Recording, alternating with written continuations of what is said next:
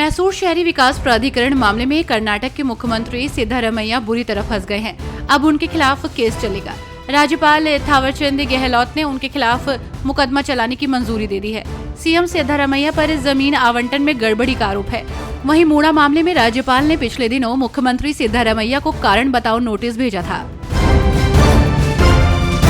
स्वतंत्रता दिवस के अवसर पर भारत ने मालदीव के विदेश मंत्री मूसा जमीर को मुख्य अतिथि के तौर पर आमंत्रित किया है। विदेश मंत्री मूसा ने स्वतंत्रता दिवस के एक कार्यक्रम में कहा कि भारत दुनिया में सबसे बड़े लोकतंत्र के रूप में उभरा है, जो उनके देश सहित कई अन्य देशों के लिए एक प्रेरणा की तरह है।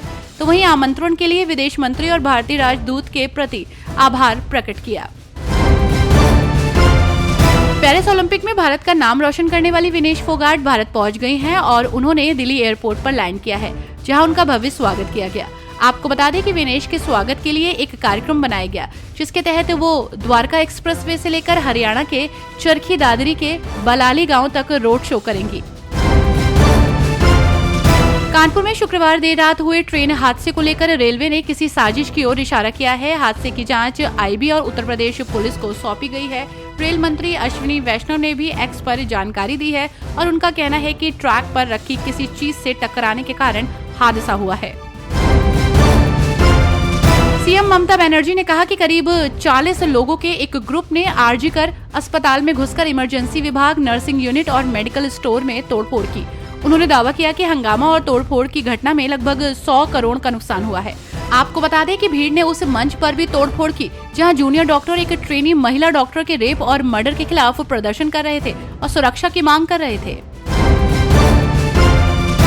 चुनाव आयोग ने हरियाणा में सभी 90 विधानसभा सीटों के लिए चुनाव की तारीखों का ऐलान कर दिया है। इसमें 1 अक्टूबर को मतदान होगा और मतगणना 4 अक्टूबर को होगी। वहीं बीजेपी इस बार लगातार तीसरी बार सत्ता पर काबिज होने के लिए तैयारी कर रही है, तो वहीं कांग्रेस बीजेपी को सत्ता से उखाड़ फेंकने के लिए पूरी ताकत लगा रही है।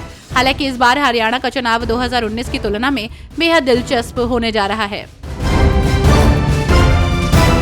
चुनाव आयोग ने शुक्रवार को हरियाणा और जम्मू कश्मीर में विधानसभा चुनावों की तारीखों की घोषणा की।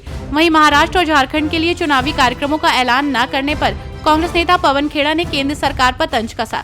उन्होंने कहा कि PM Narendra Modi one nation one election की बात करते हैं, लेकिन जो 4 राज्यों के चुनाव एक साथ नहीं करा सकते, वो कैसे इस बात को कह सकते हैं।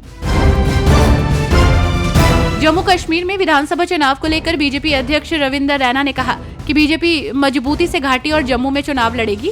पार्टी यहां सरकार बनाएगी और बीजेपी का सीएम बनेगा।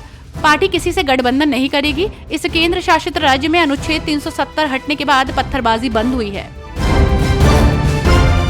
बिहार मामले को लेकर आरजेडी नेता तेजस्वी यादव ने ट्वीट कर कहा कि बीजेपी शासित बिहार में मंगलराज की झलक है। सत्ता संरक्षित गुंडे रंगदारी नहीं देने पर ऐसे आपके घर दफ्तर में घुसते हैं, मारपीट और गोली बम चला, सब कुछ लूट, फिर हत्या कर आराम से चले जाएंगे। चुनाव में फिर प्रधानमंत्री मुख्यमंत्री जंगलराज का बेसुरा राग अलापेंगे।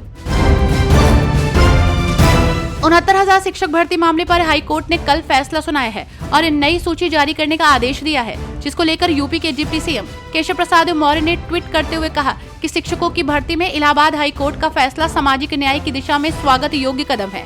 ये उन पिछड़ा और दलित वर्ग के पात्रों की जीत है, जिन्होंने अपने अधिकार के लिए लंबा संघर्ष किया।